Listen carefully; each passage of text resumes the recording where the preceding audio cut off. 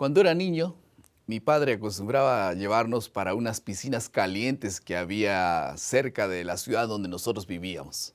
Para evitar que nos hundiéramos en el agua, él colocaba una especie de chalecos salvavidas en cada uno de nosotros. Un día en cuanto nosotros estábamos tomando baño en la piscina y estamos jugando en el agua, comencé a ahogarme y hundirme y aquel salvavidas, aquel chaleco salvavidas estaba realmente perforado y el aire comenzó a salir. Yo me comencé a hundir literalmente. Así que comencé a gritar y desesperarme y inmediatamente mi padre apareció para socorrerme. Yo estaba realmente desesperado, pero cuando vi el rostro de él, su mirada completamente tranquilo y sereno, quedé mejor. Él dice, para mí, todo está bajo control. Saben ustedes que Dios tiene todo bajo control. Aunque parezca que el mundo anda a la deriva y existe un Dios misericordioso procurando la salvación de la humanidad. El enfoque de la lección de esta semana es reconocer que no fuimos dejados solitos, abandonados en la expansión infinita de un universo frío y aparentemente indiferente. Dios formuló el plan de salvación a fin de que Él pueda hacer por nosotros lo que jamás podríamos hacer por nuestra propia cuenta. Vamos a la segunda parte de nuestro bosquejo.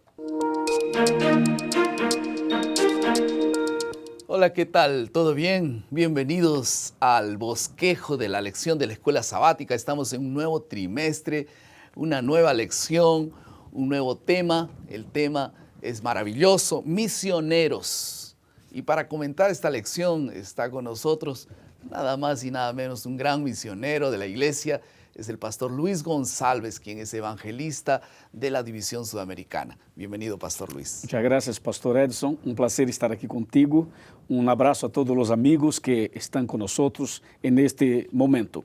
Pastor, yo tengo en mis manos la Biblia misionera, porque estamos hablando de un tema misionero. ¿Ok? Un placer. Y vamos a orar para que Dios bendiga este estudio a lo largo de todo este trimestre. Dios bendiga no solamente su palabra, sino las personas que entrarán en contacto con la palabra de Dios. Vamos a orar. Vamos a orar. Querido Padre Celestial, gracias porque tenemos este momento precioso para un repaso de los detalles profundos de esta lección de la escuela sabática. Derrama sobre nosotros una bendición y que este trimestre sea para nosotros de crecimiento espiritual y misionero. En el nombre de Jesús. Amén. Amén. El título de la lección de este primer sábado, de esta primera semana, es La naturaleza misionera de Dios. Y nosotros vamos a hablar un poco sobre la naturaleza de la creación divina, en primer lugar. Vamos a hablar sobre la naturaleza del pecado y la naturaleza de la salvación. 3 asuntos que tocaremos. Entonces, inmediatamente, ¿cuáles son algunas características distintivas de la creación humana en contraste con el resto de la creación? Claro, cuando hablamos de los seres humanos, tenemos que entender que hay una diferencia absurda, grandiosa, entre los seres humanos y los animales. Y una de estas diferencias es el carácter, ¿no? El ser humano refleja el carácter del Creador, diferentemente de los animales. El punto número 2 es que los seres humanos tenemos la capacidad moral que normalmente o definitivamente no existe en los animales. Es más instintivo, ¿no? Claro, claro. En los animales, ¿no? Algunos se sorprenden de ver animales que aman, que cuidan sus amos, que son leales. Pareciera que realmente tiene un carácter diferenciado y los seres humanos al contrario abusan, son infieles, etcétera, etcétera. Se ha distorsionado, pero originalmente cuando Dios creó a la criatura humana, había una distinción, ¿no?, muy grave. Ese asunto del carácter es fundamental. Claro, porque hablando de los animales usan como un instinto, ¿no? Y los seres humanos no. Esto es algo que el Señor puso en los seres humanos. Ahora, hay un punto número 3 interesante. Cuando Dios creó al hombre, lo entregó y lo dio la capacidad de dominar, de administrar todas las cosas, diferentemente de los animales. Por eso él le puso nombre a los animales. Nombre, colores. Él era el administrador, ¿no? Administrador. Parece que el centro de la Como creación un mayordomo sería. era el ser humano, ¿no? El ser humano. Y finalmente el Señor dio a los seres humanos algo preciosísimo, que es lo que llamamos de libre albedrío. Sí. Esto es precioso, pastor, porque los seres humanos somos libres Para escoger. para tomar decisiones. Pero es importante reflexionar acerca de lo que significa ese libre albedrío. Porque a veces los seres humanos confunden. Con libertinaje. Por eso, ahí está el punto. Entonces tenemos que analizar a lo largo de este tema. Y el libre albedrío, como se dice en español, casi digo en portugués. ¿En qué consiste realmente? Claro, esta libertad que el Señor entregó a los seres humanos nos muestra claramente que nosotros como seres humanos tenemos condiciones de tomar decisiones acerca de la vida personal y acerca de la vida espiritual. Solo que el Señor nos coordina de tal manera y explícanos de tal manera para que los seres humanos sepan las consecuencias de una decisión tomada. Por ejemplo, yo tengo aquí que Dios es un Dios omnipotente y el Señor no dirige la voluntad ni las elecciones individuales de una manera unilateral. O sea, el Señor no nos creó como un robot o una máquina. Nosotros no somos una máquina, pero el Señor dirige la vida humana respetando a este libre albedrío que Él concedió a los seres humanos. El libre albedrío, exactamente. Por eso es que en la Biblia hay textos y pasajes que dice que aquellas personas que son guiadas por Dios, Dios cumple sus deseos. Parece que el deseo del ser humano es propio de Él y Dios bendice los santos deseos de aquellos que hacen la voluntad de Dios. Ahora, es importante, Pastor Edson, entender que nosotros como seres humanos somos responsables por las decisiones que tomamos. O sea, la manera buena o mala que usamos este libre albedrío. Porque si lo utilizamos de manera sabia, tendremos un resultado bueno. Y si lo utilizamos de manera equivocada o mala, vamos a tener un resultado terrible. Ese es el punto número 2. Y hay un tercer punto. Las acciones humanas, las acciones del cuerpo y del cerebro humano no son enteramente determinadas por la ley de causa y efecto. No son. Algunos piensan que sí, pero no. Las leyes físicas están involucradas en nuestros hechos. Es importante, en nuestros hechos. Pero el libre albedrío que podemos elegir con respecto a ellos, especialmente los hechos morales. No sé si quedó claro. Sí. O sea, lo que estoy explicando es que nosotros como seres humanos tenemos que estar atento para las acciones de nuestro cuerpo, de nuestra mente y de nuestras emociones. Porque a veces nosotros atribuimos al Señor todas las cosas.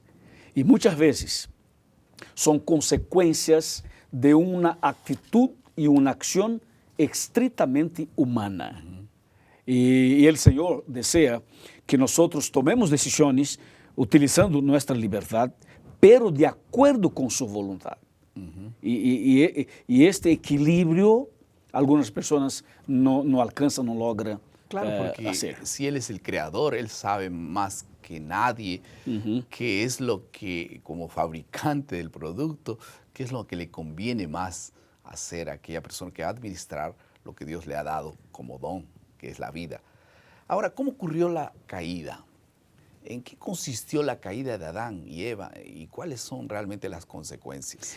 Claro, cuando Adán y Eva comieron del fruto prohibido, el problema no estaba solamente en el hecho, el facto de comer el fruto prohibido, El problema, Pastor Edson, es que esa actitud revelaba una rebeldía interior que llevaba a los seres humanos a Desconocer claro, al Creador, desconocer la soberanía de Dios. claro, el problema es que con esta actitud estaban pasando un mensaje que el Señor no era el gobernador del universo. Yo tengo una palabrita aquí muy interesante. O sea, Adán y Eva en realidad le dijeron a Dios que Él no era el gobernador perfecto. Era gobernador, pero no perfecto. Que podría cometer fallas, errores. Entonces, el problema estaba ahí. La actitud de comer el fruto estaba revelando esta rebeldía de los seres humanos. Y de acuerdo con Génesis capítulo 3, versículo 23, 24 y poquito más adelante, nos revela esto. Entonces, yo pienso, pastor, que esta rebeldía humana foi um mal uso, uma maneira equivocada de utilizar o livre-arbítrio. E aí estava poniendo em dúvida o governo de nosso querido Deus. Lo mesmo passa com nós atualmente. Quando cometemos um acto pecaminoso, o problema não está solamente no acto pecaminoso, sino em lo que está por detrás de esto. Estamos passando um mensagem de que temos o controle, estamos manejando nossa vida e todas as coisas, mientras a Bíblia menciona que o Senhor está governando todas as coisas. Claro, porque cuando cometemos, por ejemplo, algún acto de robar, estamos diciendo que aquella ley que Dios dio para advertirnos no tiene significado, ¿no? Él es el legislador y su ley no tiene nada que ver conmigo. Al desconocer la ley, yo desconozco al legislador y entonces paso a vivir una vida realmente fuera de la ley, fuera del control de Dios. Y después del pecado eso se acentuó de una forma terriblemente, digamos, con consecuencias terribles para la raza humana, ¿no? Y ahí está una confusión en el mundo religioso, porque se confunde libre albedrío con libertad.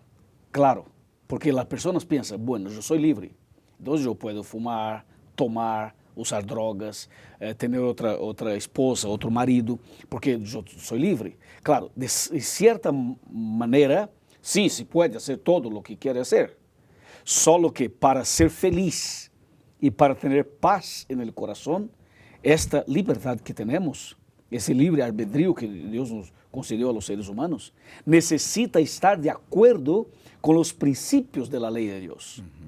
Porque este fue el error que cometió Adán y su esposa Eva. Ahora, esa declaración de Génesis 3:17, podemos leerla inclusive, está en Génesis capítulo 3, versículo 17. Y esa es una advertencia que nos va a dar lugar a la última parte del comentario de esta lección. ¿Podría leer, por favor? Claro. Y al hombre le dijo, por cuanto obedeciste a la voz de su esposa y comiste del árbol que te había prohibido, maldita será la tierra por tu causa. Con dolor comerás de ella todos los días de tu vida. Él le había advertido antes, ¿no? Claro, había una advertencia. En el día que comieres ciertamente morirás. Y Adán y Eva no murieron, ¿no? Claro, hay un detalle importante, porque la Biblia menciona que si comiera, iba a morir. Solo que cuando Adán y Eva cometieron el pecado, el diablo quedó como que en un canto, ¿no? Mirando ¿Qué iba a pasar? ¿Qué iba a pasar? ¿Qué haría Dios, ¿no? Y el diablo pensó, si Dios perdona al matrimonio, yo voy a acusar al Señor. Yo voy a decir que el Señor no tiene palabra, porque había dicho que iba a morir, pero ahora no. Entonces, ese Dios no es digno de confianza. Y si el Señor los matara, el diablo lo acusaría igual, porque diría el diablo, solo porque comeram un fruto o una fruta, tú ya estás matando el matrimonio. O sea, el Señor es malo, el Señor es asesino, el Señor no es de confianza, no es un Dios de amor. Lo único que el diablo no sabía y no tenía cómo saber era que el Señor tenía un plan, el plan de la salvación. Y el Señor miró a Adán y Eva y dijo, yo les amo y no quiero que mueran y les perdono, pero para que sean perdonados, yo voy a morir en su lugar. Voy a pagar el precio. Voy a pagar el precio. Y ahí está el plan maravilloso de la salvación. Y entonces allí ocurrió el plan de salvación. Vamos a pasar esa parte, entonces, la naturaleza de la salvación. ¿Qué hizo Dios entonces allí? Él murió. Dios siempre toma la iniciativa, ¿no? Génesis 3:9. 3:9. Me gustaría leer solo para recordar. Dice, pero Dios el Señor llamó al hombre y le dijo, ¿dónde estás? Aquí está la iniciativa divina. El plan de la salvación. Después del pecado. Es después del pecado. Es una obra exclusiva de Dios. O sea, el Señor empezó una búsqueda por encontrar y salvar al hombre. Entonces es importante quedar claro que la salvación es una iniciativa de Dios. Y el Señor sigue aún buscando a sus hijos, a los seres humanos. Y entonces Él hace lo que vemos y encontramos en Génesis capítulo 3, versículo 21, ¿no? Dice que Dios hizo para Adán y Eva vestimentas de pieles. Ajá. Se supone que para tener pieles había que matar al cordero, ¿no? Claro. Y por primera vez Adán y Eva vieron la muerte. Entonces tal vez murió Jesús aquel día. Claro. En vez de ellos. Claro, ahí estaba nosotros llamamos de tipo, ¿no? Ese es el tipo. ¿Por qué? Porque Cristo murió, pero esa es una manera simbólica de explicar lo que iba a pasar en la cruz. Pero el significado ahí ya estaba. El corderito muerto representaba a Cristo Jesús. Y la ropa hecha con la piel del cordero representaba la gracia, la justicia, la protección. La mediación. La mediación de Cristo en favor de nosotros. Y hay otro detalle importante, pastor. ¿Por qué? ¿Cuál es el detalle? El detalle es que Cristo, cuando murió en la cruz, entonces Cristo estaba validando, confirmando lo que había pasado en el jardín del Edén cuando el cordero fue muerto. Entonces, Adán y Eva no murieron, pero alguien murió en lugar de ellos. Y fue Cristo Jesús. Sí, y después, gracias a Dios, Él envió a su Hijo. Juan 3:6 dice claramente, envió a su Hijo unigénito para que todo aquel que en Él crea no se pierda, mas tenga vida eterna. Envió su Hijo. Y entonces la Biblia usa dos metáforas, ¿no? Claro. La metáfora de la luz y de la sal. De la sal. Y de la sal. Ahí está la naturaleza misionera de Dios. El Señor no abandonó al hombre. El Señor no viró su espalda. No lo salvó desde el cielo. Claro, el Señor bajó, el Señor descendió, el Señor vino aquí. Y ahí está la misión, la naturaleza misionera de Dios. Cristo vino aquí, Cristo tornó-se uno de nosotros, un ser humano. Y Cristo entonces asumió la naturaleza humana. Para siempre, ¿no? Y Cristo fue la sal y fue la luz del mundo. Y ahora, a través de Cristo, somos salvos. Pero salvos para qué? Salvos para estar sentado en una silla, en un lugar especial y quedar todo el tiempo feliz porque estamos salvos. No, somos salvos para salvar otras personas. Amén, amén. O sea, debemos ser la sal y la luz del mundo representando a Cristo Jesús. Lo que Él hizo. Amén. Vamos a pasar a la tercera parte de nuestro bosquejo, que es la aplicación. Como una adecuada comprensión de nuestro origen nos ayuda a entender mejor quién somos y cuál es la realidad, el propósito de nuestra existencia. Ojalá que todos nosotros supiésemos de dónde venimos, qué hacemos aquí y a dónde vamos. Tendríamos una mejor visión para representar mejor a Dios y en los planes que Él tiene para cada uno de nosotros.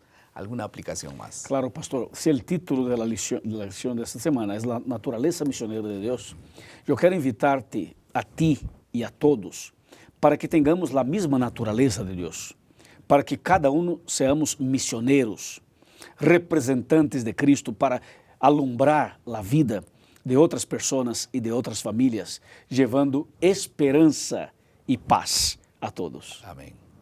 Vamos a asistir ahora el comentario del autor de la lección, de esta primera lección.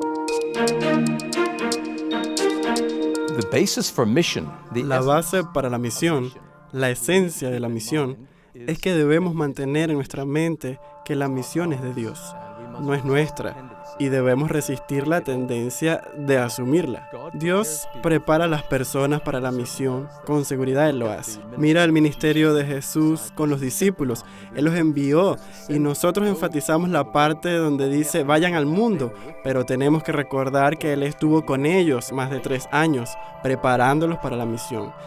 Entonces, la base para la misión, el misionero original fue Dios. Él fue al jardín del Edén, estuvo en el jardín del Edén y llamaba a Adán y Eva en el Edén. Desde aquel día hasta hoy la misión es algo de Dios, pero Él está siempre buscando reclutas y está siempre dispuesto a entrenar a aquellos que estén dispuestos a ir. Ese resumen estuvo realmente bien elaborado.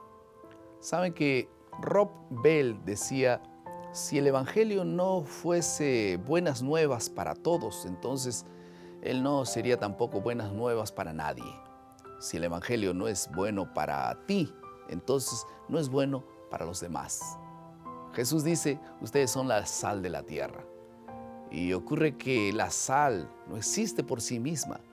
Cuando fue, por ejemplo, la última vez que tú fuiste a almorzar a la casa de un vecino, un amigo, y tú comentaste, mi amigo, esa sal está excelente.